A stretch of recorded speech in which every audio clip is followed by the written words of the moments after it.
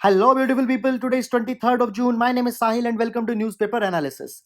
Friends, today we'll take a quote from Christine Lagarde, who was the former chief at IMF. She says that unless we take action on climate change, future generations will be roasted, toasted, fried, and grilled. Now, guys, it is a satire onto the inactivity with respect to the climate change, which is being observed by the world countries. For example, USA had withdrawn from the Paris Climate Change Summit, and the other countries are running way behind their nationally determined contribution. So, guys, it is high time that the climate action is needed to be taken. Friends, this particular quote can be used into the GS paper number 3 with respect to the environment related question as well as onto the essay onto this particular line.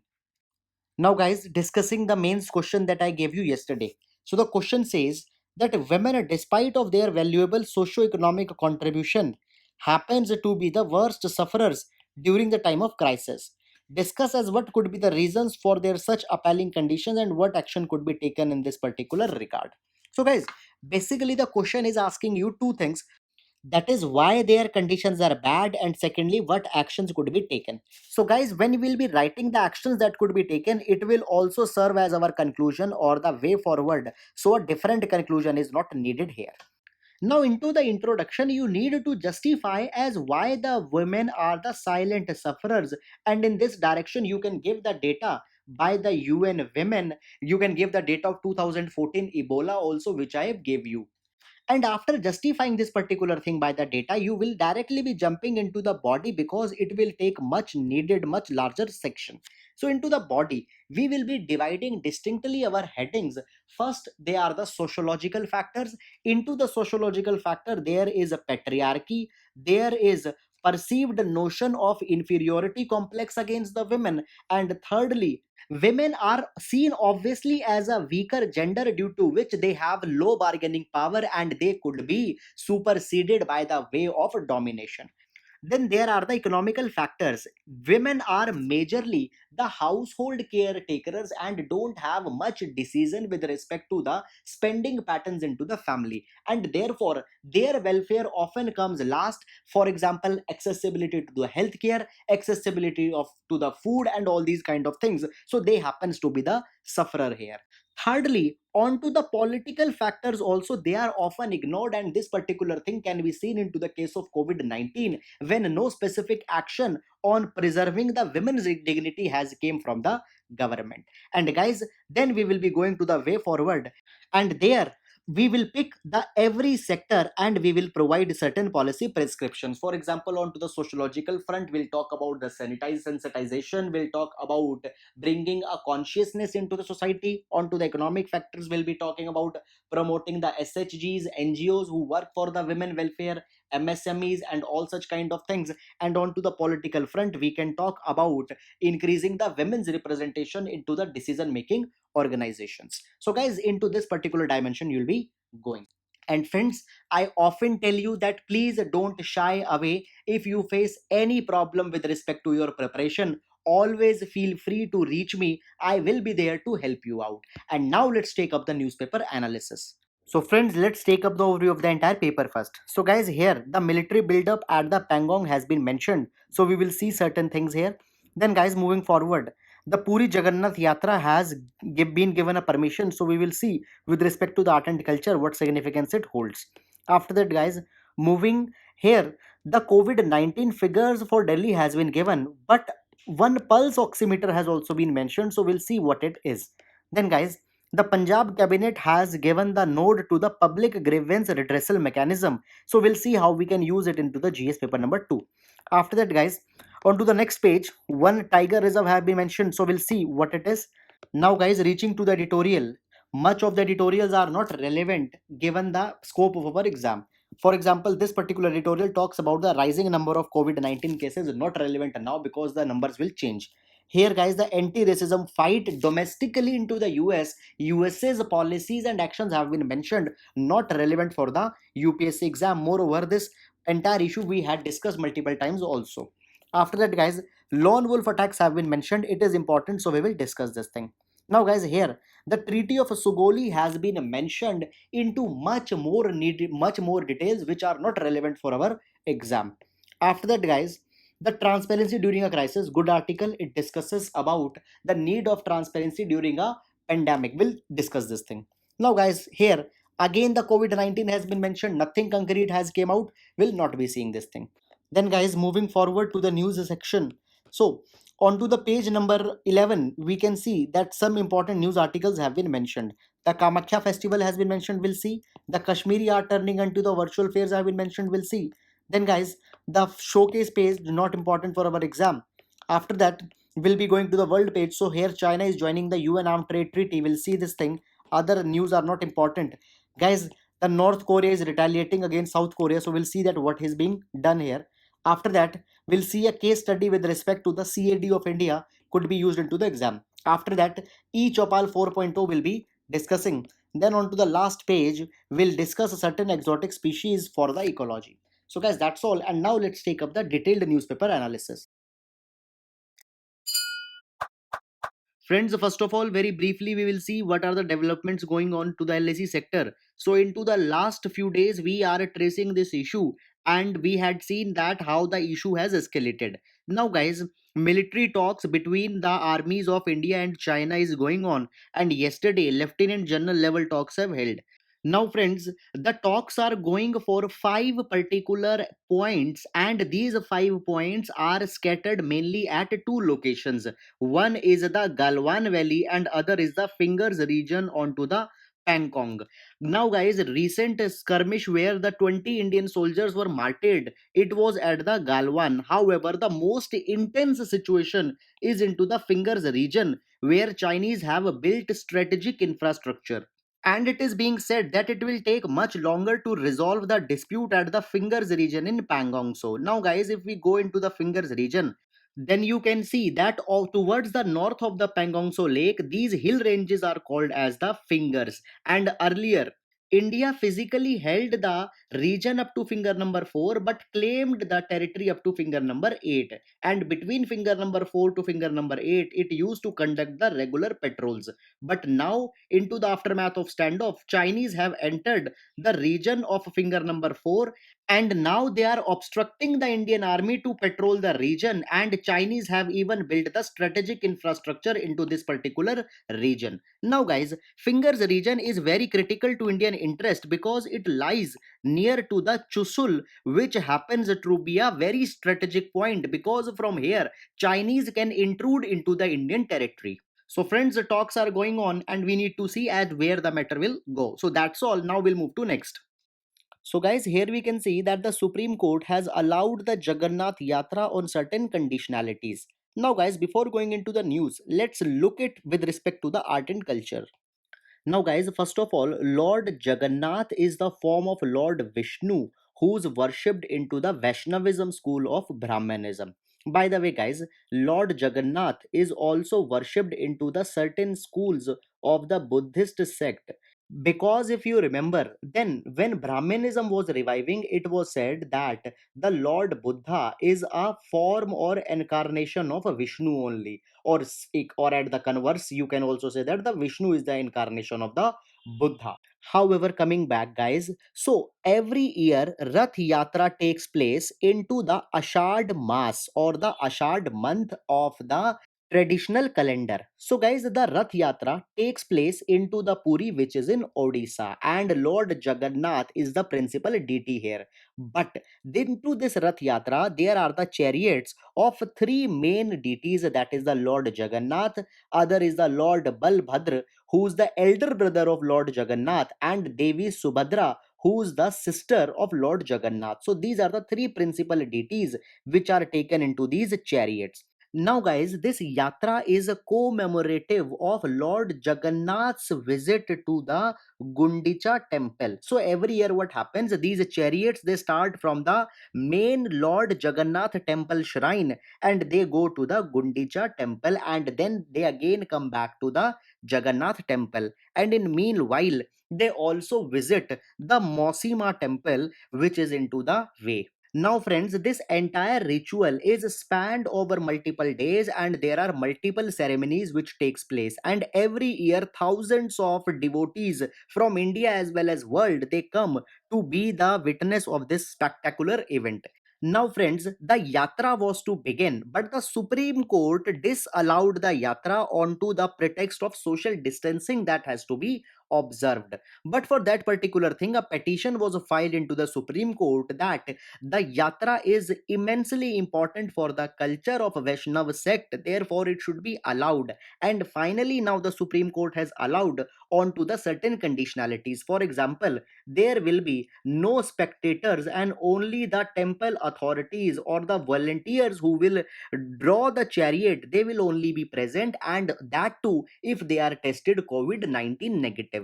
Moreover, guys, there will be the cameras which will be placed at the vantage point, and through the visual recordings only the people can witness it.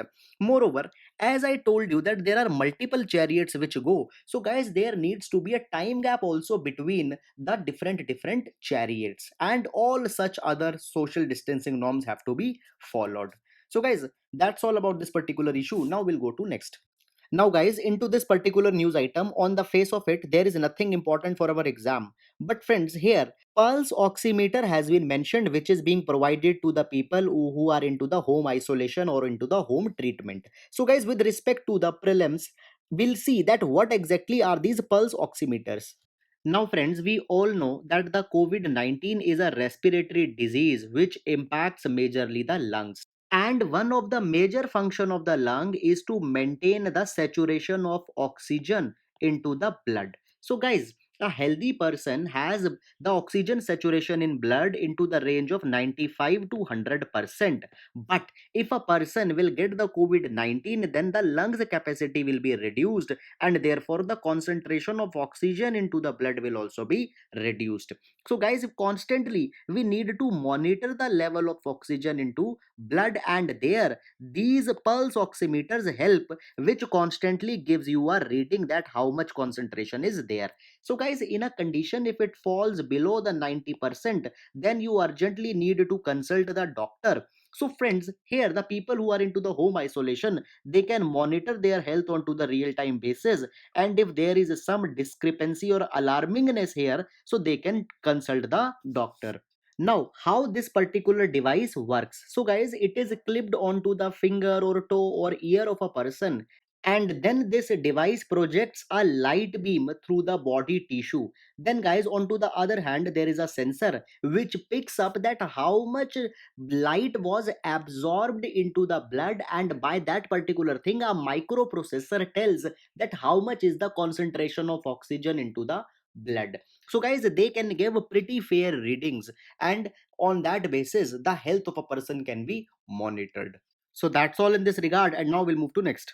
Now, friends, here we will see a particular initiative that has been started by the government of Punjab for the governance related case studies. You can put it as an example to give authenticity to your answer. Now, friends, in day to day life, a common citizen depends many a times onto the government department with respect to the accessibility of surveys or with respect to any accessibility to any document such as passport, birth certificate, etc. And at the same time, you know the condition of red tapeism and the bureaucratic hurdles which are there into these departments. And at the same time, again, the citizen does not have effective remedy or effective grievance redressal mechanism. Therefore, there happens to be a crisis of governance. But guys, in this particular direction, the government of Punjab had started the Digital Punjab initiative, which aims to bring the grievance mechanism of all departments under the single umbrella. And by this particular way, the grievance redressal will be much more effective and will be expedited. And all such initiative improves the ease of living in India. You might have heard about the ease of doing business, which is for the corporates, but there is also ease of living, which is for the citizens. So this is a very good move, and all the state government as well as center should be proactive on such kind of innovative mechanisms. So that's all. Now we'll move to next. Now, friends, we are into the editorial section, and this particular editorial talks about the recent lone wolf attack that has occurred into the London. Now, guys, into the recent years, the lone wolf attacks have been increasing substantially. And if we talk about the UK, then in the UK alone, the three lone wolf attacks have been seen since last November. when the UK decided to reduce the threat from the lone wolf attack and placed it from severe category to the substantial category, which means that though government is right now not having information of any attack, but there could be attack into the times to come. Further, guys, when we talk about the lone wolf attack, they are not unique to the UK, but they have seen into the various countries. For example, recently there was a shooting spree in USA, then there was a shooting spree into the New Zealand, and now the knife attacks into the UK. Now, friends, we don't need to go into the specific details of this particular attack. Rather, we need to see two things. Number one, what are the reasons that people commit the lone wolf attack? And secondly, why they are becoming the more preferred way of unleashing the terrorism into the present times. Now, guys, as by name, lone wolf attack are committed by the individuals. So these are the individuals who at some point of time might have suffered by some mental condition such as prolonged depression or some anxiety related issues.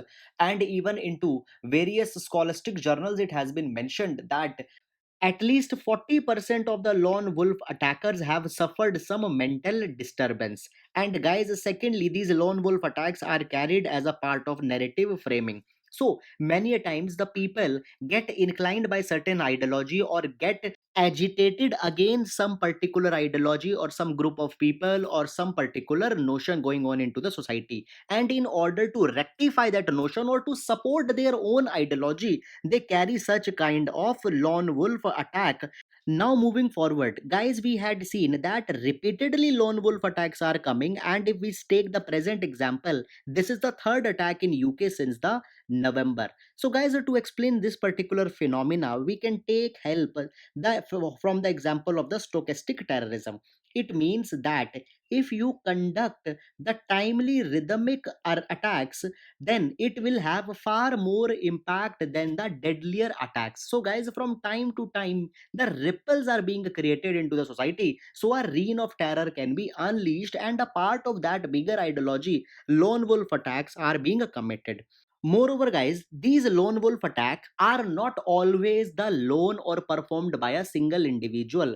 Rather, these lone wolf attacks are now being also used by the terrorist organizations such as ISIS, because now they are finding that their power is being shrinking into their territorial regions of Iraq and Syria. And now it is very much difficult to directly challenge the Western powers such as the USA and UK. So, therefore, they are involving with the lone wolf attacks and are utilizing them to unleash the terror, because it is very difficult for the hardline terrorists to get into the country because they are constantly onto the radar of the enforcement agencies. Whereas these lone wolves, they are people who usually don't have any proven crime record and they can easily unleash the terrorism. So guys, right now a multi-pronged strategy is needed, that how people can be de-radicalized so that they don't fall prey to the lone wolf attacks, and at the same time how these people are also can be avoided so that they don't go into the stronghold into the ISIS.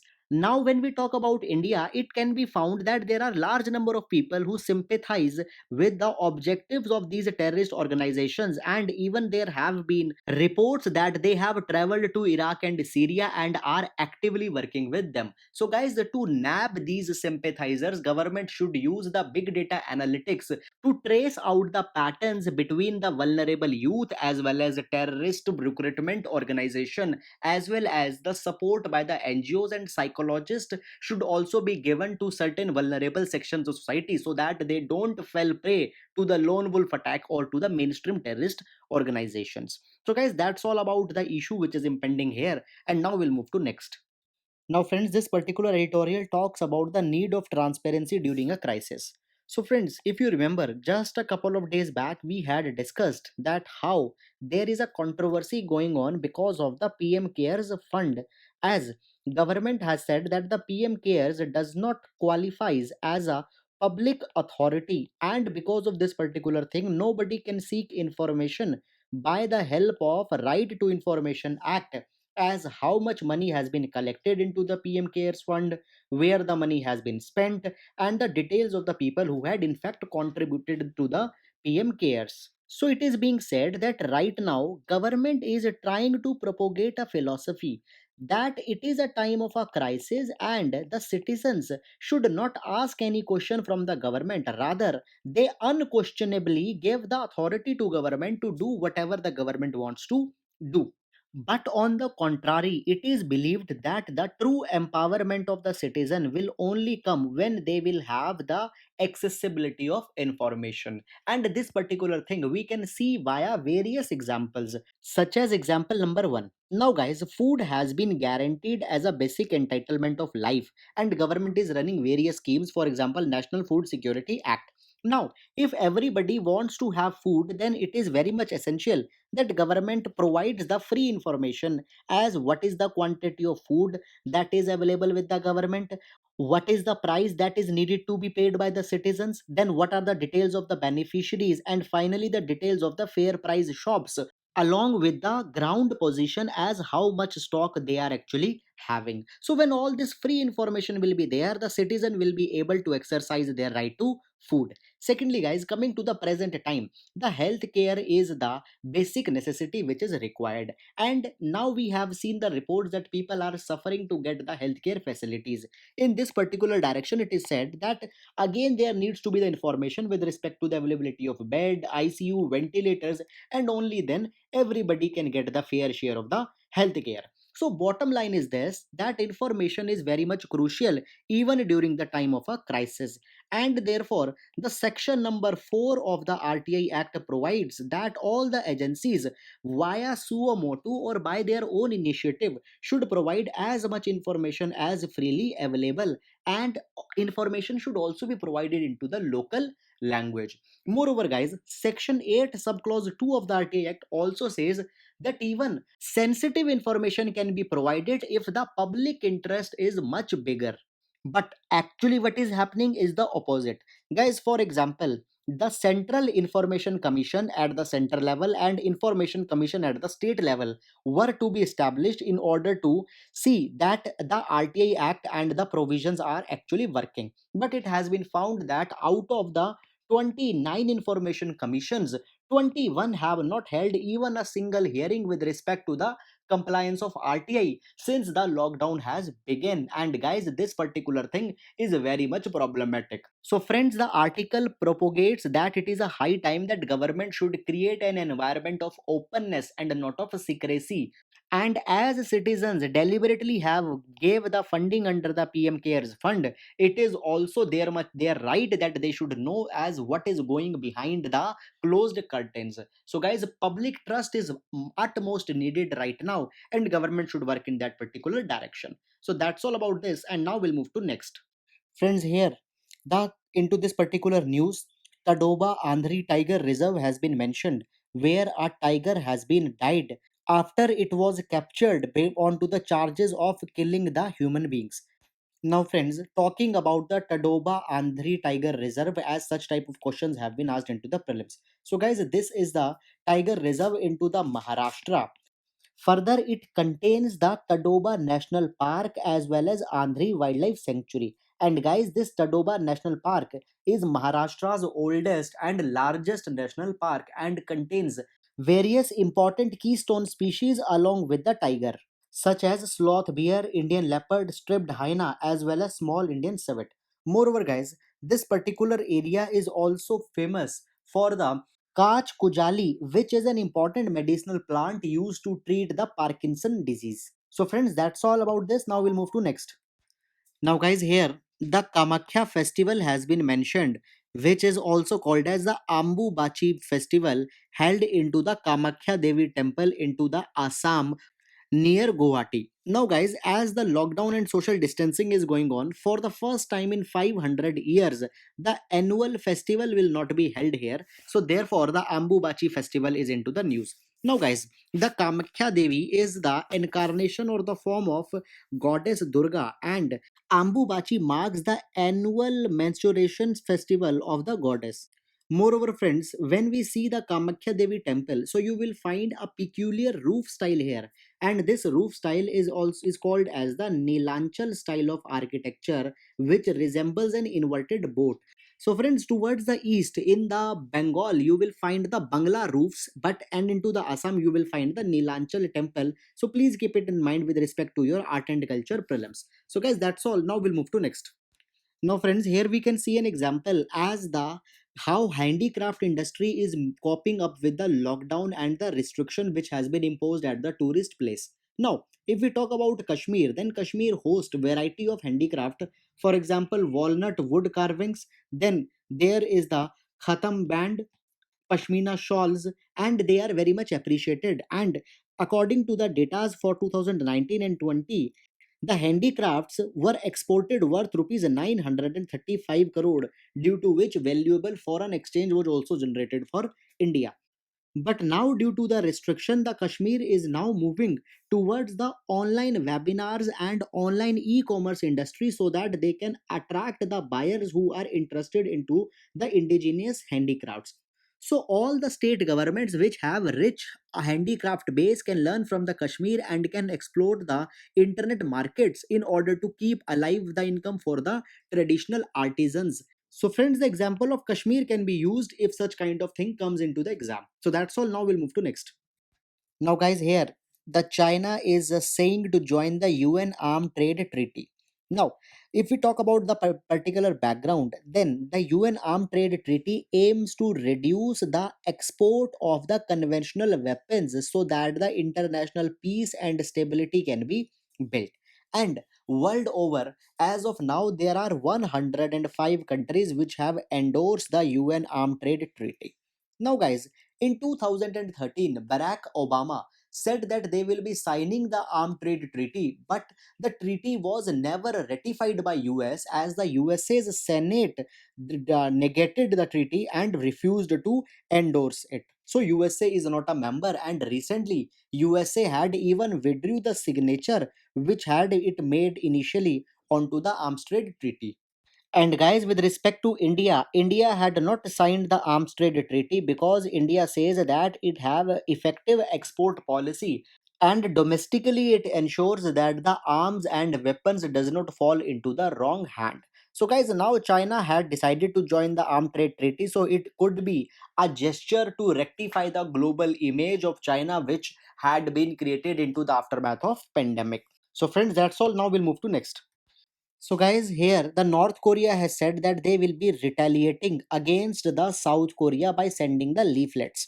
So, if you remember, 2 3 days back, we had discussed an editorial where the North Korea had blowed up the licensing office, which was onto the 38 parallel, that is the boundary between the North Korea and South Korea. And the attack was carried because North Korea said that the South Korea is going into the balloon propaganda, where it has been said that the activists and people of South Korea, they send the large balloons into North Korea, and that those balloons are filled with the seditious materials such as leaflets and those kind of journals which are banned into the North Korea. And now guys, in the response, North Korea is also saying that they will also be sending the leaflets to the South Korea, will install the loudspeakers at the multiple locations along the borders, and will broadcast their propaganda against the South Korea. So, guys, a reciprocal action is being taken by North Korea into this particular matter. So, we'll see that how this particular matter will develop further. That's all. Now, we'll move to next. Now, guys, here we can see a very good example which will could be used into the agricultural marketing related question in GS3. That is eChopal 4.0. Now, guys, ITC, which was earlier called as India Tobacco Company, had started the program of eChopal where they are empowering the farmers. So, under the earlier versions of eChopal, the kiosks were established into the village areas where farmer can get the multi-pronged information with respect to the farming technologies, with respect to the weather, with respect to the crop management, and all these kind of things. Now, guys, the eChopal 4.0 is a reformed version where end-to-end solution and custom tailored solution for every farmer is being provided. So here the services such as farm mechanization, healthcare, banking, insurance, advanced remote sensing for the weather forecast, and various other such facilities will be provided under the single umbrella. So guys, taking the cue from the ITC's experiment, other corporates, as a part of their corporate social responsibility, should also involve into such kind of mechanisms, as it will directly be helping much large and needed population. Because guys, according to large number of estimates, nearly 56% of Indian population is directly and indirectly involved into the agriculture, and by such kind of reforms, a much needed benefit could be given. So guys, that's all. Now we'll move to next. Now, guys, this particular news article provides some very valuable data with respect to India's ongoing trade with China. Now, according to the article, India is having a current account deficit with China to the tune of $48.5 billion, because India exports worth rupees 16.6 billion, but into the return it imports worth rupees 65.1 billion, due to which the 48.5 billion dollar is the current account deficit. Now it is being said that into the last 30 years our export has increased to China at the rate of 30% CAGR. CAGR stands for compound annual growth rate. But guys, at the same time, the imports increased even more at the rate 47% CAGR. So guys, in between, the gap developed, and because of this gap, we are facing the current account deficit. But now, guys, it is being said that if India does a little bit of tweaks and twerks, then we can reduce our current account deficit by nearly 17%. And there are 40 subsectors which have the potential to lower the import dependency. And these sectors are the chemical, automotive component, bicycle part, drug formulation, cosmetic, consumer electronics, leather based goods. So, friends, if you are writing any question onto the reduction of CAD, then these are the points which you can write, and these subsectors you can mention, as they have higher capabilities. And although India is running the Make in India, but the focus has not been given, so government's attention is also needed to be given onto this particular dimension. So friends, please use it into your GS paper number 3. And now we'll move to next. Now, guys, here we can see that the Directorate of Revenue Intelligence had busted a syndicate which was smuggling the exotic bird species which are called as macaws.